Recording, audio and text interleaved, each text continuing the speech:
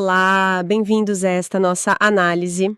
Hoje a gente vai mergulhar nos materiais bem interessantes que convidam a olhar para a figura de Jesus de um jeito, assim, Diferente como? não pela via religiosa tradicional, mas por uma perspectiva mais literária, histórica, sabe? Temos aqui um livro chamado Gibíblia, A Fábrica de Absurdos, e também um debate sobre Jesus como talvez uma construção mitológica. Ah, interessante. Material baseado nos vídeos do Jorge Guerra Pires, PhD, certo? Exato, e a nossa ideia aqui é tentar desvendar os argumentos que eles apresentam, né, sobre como a narrativa de Jesus pode ter sido, bem, moldada com o tempo. Com possíveis contradições, talvez refletindo mais as necessidades de uma época do que um retrato histórico exato. Isso. Vamos investigar isso juntos. Literatura mesmo, né? Comparando narrativas, apontando inconsistências. E o contexto histórico, cultural. Fundamental. Mergulhar nesse contexto onde os textos surgiram, porque o fascinante é justamente ver como uma figura pode evoluir no texto, quase como um personagem sendo reescrito, né? E o ponto de partida que eles usam é esse livro, a Gibíblia. A proposta é justamente essa: encarar a história de Jesus como literatura mesmo. Focando nos tais absurdos narrativos que o autor aponta. Sim, ele até faz umas comparações ousadas, tipo, compara a construção do Jesus dos evangelhos com personagens como a Verônica, do Paulo Coelho, ou até o Wolverine. Wolverine, puxa. A ideia é que esses personagens começaram de um jeito e foram ganhando camadas, histórias complexas com o tempo, sabe? Uma construção. Entendi a analogia. E essa abordagem do livro usa até ferramentas modernas, né? Tipo inteligência artificial para comparar os evangelhos. Exatamente. Para destacar diferenças que às vezes passam batido. Um exemplo forte que eles mencionam são as últimas palavras de Jesus na cruz. Ah, sim. Isso varia bastante entre os evangelhos. Muito. Em João, que é tido como mais tardio, a frase "está consumado" soa quase como, sei lá, missão cumprida, uma coisa de controle, de propósito divino, né? Bem diferente da versão de Marcos, que seria o mais antigo. Totalmente diferente. Em Marcos, o que a gente tem é um grito que parece puro desespero, né? Deus meu, por que me desamparaste? É uma diferença brutal. E segundo a análise das fontes, isso não é só um detalhe. Levanta questões sérias sobre a consistência da figura de Jesus, mesmo nos textos oficiais. Sugere que a imagem dele pode ter sido ativamente moldada, né? Nas décadas seguintes à morte dele. Exato. Isso puxa outra questão que as fontes levantam. Como esses textos foram escolhidos para entrar na Bíblia? O Concílio de Cartago, essas reuniões da Igreja Antiga. Isso. Eles mencionam Cartago lá pelo século IV, que ajudou a definir o Novo Testamento. Mas o ponto levantado é que os critérios para escolher, bem, não parecem ter sido muito científicos, né? Ou transparentes. Fica a dúvida. Por que alguns evangelhos, como o de Tomé ou o de Maria Madalena, ficaram de fora? Pois é, a seleção parece ter sido um processo bem mais complexo, talvez com um viés teológico forte ali. E tem um ponto que os materiais destacam que eu achei bem curioso: a tal lógica biográfica invertida. Ah, sim.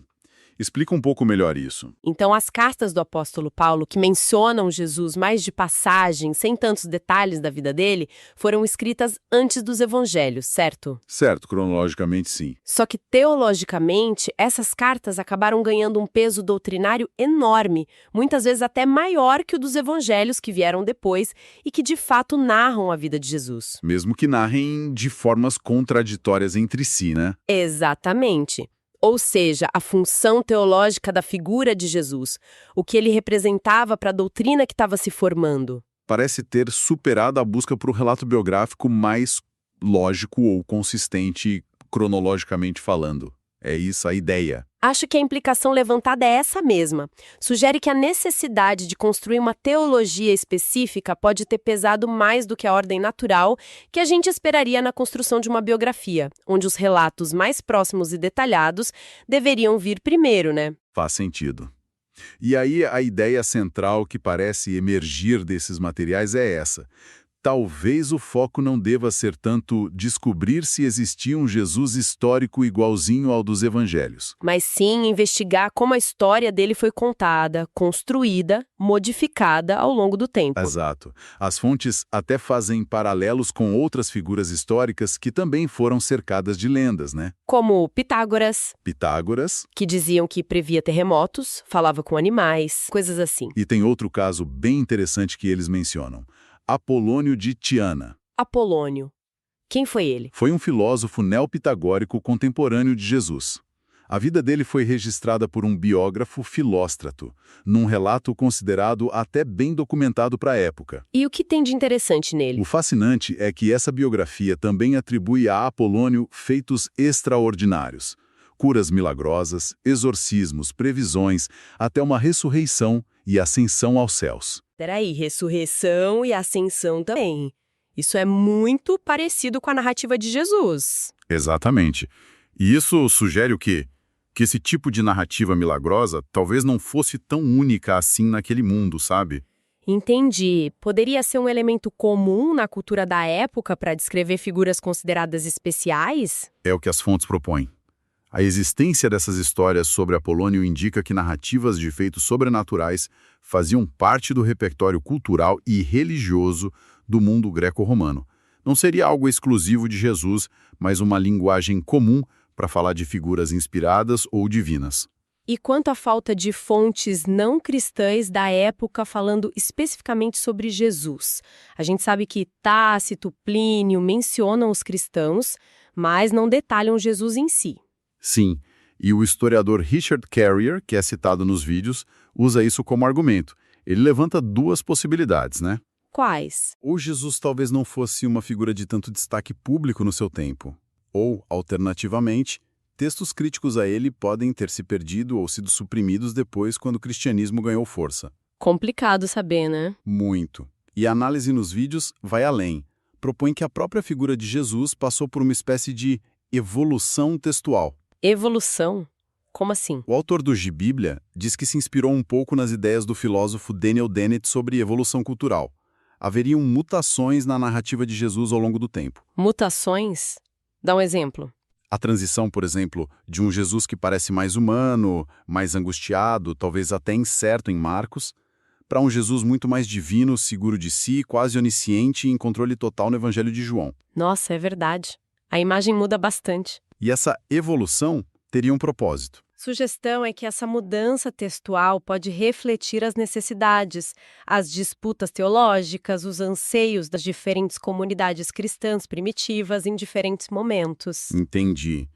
Seria como personagens de quadrinhos que são reinventados para refletir as preocupações de cada época. Exato. Uma adaptação para continuar relevante ou para reforçar certas ideias teológicas que estavam se consolidando. E é aí que entram as tais inconsistências e os absurdos narrativos que o livro destaca, né? Justamente. Já falamos das últimas palavras na cruz, mas os materiais apontam outras coisas curiosas. Tipo, a cena em João, onde Maria Madalena não reconhece Jesus ressuscitado logo de cara. Ah, sim. A explicação no texto é que ela estava chorando muito, né? É. Ou aquela outra passagem em Lucas, dos discípulos na estrada de Emaús, caminham, conversam um tempão com Jesus ressuscitado sem ter a menor ideia de quem ele é. É. A análise nas fontes questiona se essas explicações são realmente convincentes, né? Pois é, a gente geralmente reconhece pessoas próximas pela voz, pelo jeito de andar, pelos gestos, mesmo chorando ou distraído. O argumento levantado é que essas explicações podem parecer simplistas demais. A análise sugere que nesses momentos a narrativa bíblica parece preferir uma explicação mais sobrenatural, talvez. Como se um poder divino estivesse impedindo o reconhecimento. Algo assim, em vez da explicação mais simples e natural, o que iria contra aquele princípio filosófico do David Hume, né, que aconselha a preferir a explicação mais comum, mais natural, especialmente diante de relatos milagrosos. É mais provável que o relato esteja exagerado do que as leis da natureza tenham sido suspensas. Seria isso. Basicamente, é um princípio de ceticismo metodológico. Exemplos que são, cara, surpreendentes. Tipo quais? O Evangelho de Pedro, por exemplo, descreveria Jesus saindo do túmulo como um gigante, com a cabeça batendo no céu e seguido por uma cruz falante. Uma cruz falante, nossa. Pois é, e o Evangelho da infância de Tomé retrata Jesus criança de um jeito bem perturbador. Como assim? Agressivo, instável, amaldiçoava quem o irritava. O texto diz que ele teria até causado a morte de outras crianças. Credo, bem diferente da imagem que a gente tem. Totalmente. Aí fica a pergunta, né? Por que será que esses textos que circulavam lá no começo foram deixados de fora do cânone oficial? A sugestão nos materiais é que talvez eles simplesmente não se encaixavam na imagem que se queria construir, né? Uma imagem mais controlada, serena, divina. Uma cruz falante ou um menino vingativo atrapalhariam essa construção, certo? Com certeza. E mesmo dentro dos 4 evangelhos aceitos, os materiais apontam para o que eles consideram absurdos ou eventos muito improváveis. Tipo o quê? Um exemplo bem forte é o que chamam de ataque zumbi em Mateus. Ataque zumbi? Como assim? Logo depois da morte de Jesus, Mateus diz que teve um terremoto, tumbas se abriram e muitos corpos de santos que dormiam foram ressuscitados. E daí? E daí que esses santos ressuscitados teriam entrado em Jerusalém e aparecido para muita gente. Um evento dessa magnitude, se fosse histórico... Era de se esperar que outras fontes comentassem, né? Romanas, judaicas. Exatamente, mas não há registros disso fora de Mateus, o que levanta suspeitas sobre a literalidade do relato. E a tentação no deserto? Também é questionada? Sim, por alguns ângulos. Primeiro, se Jesus era Deus encarnado, como a epístola de Tiago diz que Deus não pode ser tentado pelo mal, parece ter uma tensão teológica aí. Uhum. Segundo, o texto diz que foi o próprio Espírito Santo que levou Jesus ao deserto para ser tentado pelo diabo. Qual o propósito desse teste se o resultado já era teoricamente conhecido por Deus? Parece meio encenado. A análise sugere que talvez funcione mais como uma construção literária, uma encenação para criar um paralelo com Jó, talvez, ou para estabelecer as credenciais messiânicas de Jesus de forma dramática. Ok, entendi os argumentos que apontam para a construção literária, para as inconsistências, mas o debate que os materiais trazem, especialmente com o pesquisador Ricardo Lopes, colocam os contrapontos importantes, né? Sim, ele traz uma perspectiva diferente. Argumenta que talvez a gente esteja aplicando a nossa lógica moderna, pós-iluminista, de forma um pouco anacrônica a esses textos antigos. Como assim? Ele lembra que a nossa própria cognição não é perfeita. A gente é suscetível, influenciado por emoções, por viés de confirmação. Certo. E como isso se aplica aos textos bíblicos? A perspectiva dele é que a gente precisa considerar o contexto da época. Era um mundo pré-moderno, pré-científico, a fronteira entre o natural e o sobrenatural talvez não fosse tão rígida para eles como é para nós hoje. O que para nós parece absurdo, para eles poderia ter outra leitura. Exatamente. Poderia ser interpretado de forma diferente dentro daquela cosmovisão. E ele ressalta um ponto crucial sobre sistemas de crença. Qual? Dentro de uma religião ou de qualquer sistema fechado de pensamento, o que parece uma contradição lógica para quem está de fora, pode ser perfeitamente explicado ou harmonizado internamente, através de interpretações específicas, simbolismos, ou pela própria fé que opera com regras diferentes da análise cética externa. Entendi. É como tentar entender as regras de um jogo complexo só olhando de fora, sem conhecer a cultura interna daquele jogo. Faz sentido. E ele também toca num ponto interessante sobre o que alguns chamam de mentiras úteis ou narrativas fundadoras. Mentiras úteis?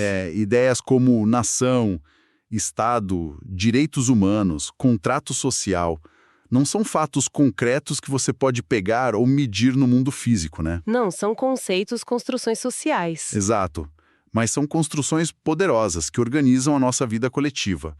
A gente acredita nelas para viver em sociedade. A religião, nesse sentido, poderia ser vista como uma dessas grandes narrativas estruturantes. Entendi a colocação. E essa ideia conecta o passado com o presente, né? Totalmente. A forma como a desinformação, as fake news, as teorias da conspiração se espalham hoje, especialmente em bolhas de redes sociais, grupos de mensagens. As fontes até citam exemplos, né, tipo Pizzagate, ou aqui no Brasil a tal mamadeira de piroca. Sim, esses boatos que circularam intensamente online. De certa forma, podem espelhar mecanismos antigos de disseminação de mitos e lendas. Como assim? Exploram os mesmos vieses cognitivos, a dinâmica de grupo, a necessidade de pertencimento, a desconfiança em relação a fontes externas. Os mecanismos são parecidos, só a tecnologia que mudou. O que levanta uma questão mais ampla que os materiais também abordam. Até que ponto as nossas sociedades se baseiam em narrativas que, embora possam ter sido úteis ou confortadoras, também podem ter consequências negativas. Ou serem usadas para justificar ações prejudiciais, né? As fontes citam exemplos históricos como a caça às bruxas na Europa, que foi alimentada por interpretações bem específicas da Bíblia. E traçam conexões mais recentes também, né? Entre certas crenças religiosas conservadoras e eventos políticos polarizados, como os ataques de 8 de janeiro em Brasília. Sim, alguns analistas fazem essa ligação. A discussão chega a ponderar se uma sociedade baseada mais estritamente na verdade, como fatos verificáveis, evidência empírica, razão científica, seria totalmente possível ou mesmo desejável para manter a coesão social. É uma questão difícil. Compara-se, por exemplo, países nórdicos, que são vistos como mais seculares, com sociedades onde a religião ainda tem um papel central na identidade e na política. E não tem resposta fácil, né? É um questionamento bem profundo sobre o papel ambivalente dessas grandes narrativas na história humana e na nossa vida hoje. Elas podem unir, mas também dividir, podem consolar, mas também oprimir. Uau! Realmente a gente explorou muitas camadas hoje. Vimos argumentos bem consistentes, baseados nos materiais, que apresentam a figura de Jesus não como um dado histórico ou divino, assim, imutável, sabe? Mas como uma narrativa complexa que parece ter sido construída, reconstruída ao longo do tempo. Uma narrativa cheia de ecos do seu contexto cultural, greco-romano, judaico, com contradições internas notáveis. E que mostra uma evolução textual clara, desde os escritos mais antigos de Paulo até o último evangelho canônico, o de João. Essa mudança é bem marcada. Mas, e isso é crucial, ouvimos também os contrapontos levantados no debate. Sim, que nos alertam sobre os limites da nossa própria razão ao julgar o passado, né? Sobre a importância de considerar o contexto cultural pré-moderno. E sobre a natureza particular da crença, que opera com uma lógica interna que nem sempre bate com a análise puramente externa e cética. Não é para invalidar a análise crítica, claro, mas para adicionar nuances, né? Para complexificar o olhar. Fica claro que olhar para essas figuras fundadoras, para esses textos sagrados, com um olhar crítico, seja histórico, literário, filosófico, permite entender muito mais sobre como as histórias que nos definem são formadas. Como elas são transmitidas, disputadas, reinterpretadas ao longo do tempo. Elas não nascem prontas, né? São construídas. Exatamente. E isso nos deixa, como sempre, com algo para refletir. Uma provocação para levar embora. Qual seria a provocação de hoje? A questão que fica é: como que esse entendimento da construção de figuras históricas ou religiosas, como a gente viu ser proposto aqui para Jesus, como isso impacta a maneira como a gente se relaciona com as narrativas fundamentais na nossa própria vida? Muda alguma coisa na forma como a gente vê as histórias que fundam nossa nação, nossa cultura, nossa família, até a nossa identidade? Pois é. O que significa reconhecer esse elemento humano, histórico, cultural e às vezes contraditório na origem daquilo que muitas vezes é tratado como absoluto, sagrado e imutável. Que implicações isso tem para nós hoje, num mundo ainda tão moldado por essas grandes histórias? Fica aí a reflexão. Até a nossa próxima análise.